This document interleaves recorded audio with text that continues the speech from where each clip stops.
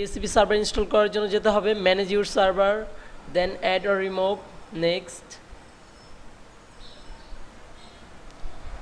এখান থেকে আমার ল্যান এরিয়া কানেকশন অর্থাৎ লোকাল এরিয়া অ্যাডাপ্টারটাকে সে ডিটেক্ট করতেছে।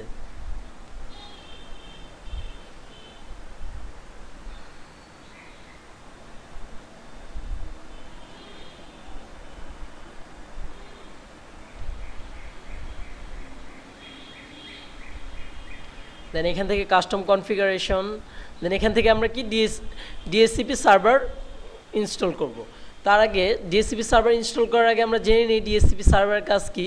DSCP dynamic host configuration protocol server assign IP address to network client, অর্থাৎ আমি আমার ক্লায়েন্ট সমূহকে অটোমেটিক আইপি অ্যাড্রেস প্রোভাইড করার জন্য আমরা এই সার্ভিসটি ইনস্টল করব। দেন আমরা ডিএসসিপি সিলেক্ট করে নেক্সট,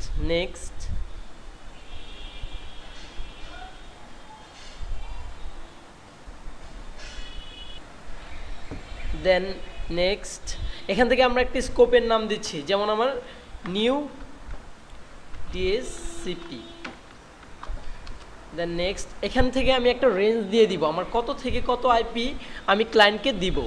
যেমন আমি দিয়ে দিচ্ছি 192.168.10.50 থেকে 192.168.10.100 পর্যন্ত আইপি দিয়ে দিব। এখান থেকে লেন্থ, যেহেতু আমরা ক্লাস সি এর আইপি ইউজ করছি, অবশ্যই আমাদের লেন্থ হবে 24।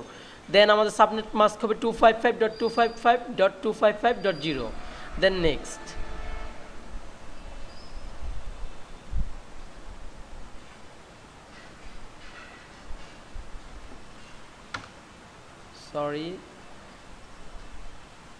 দেন নেক্সট, এখানে হচ্ছে আমার ডে, আমি কত দিনের জন্য তাদেরকে লিজ দিব, আমি যেমন দিয়ে দিচ্ছি 999।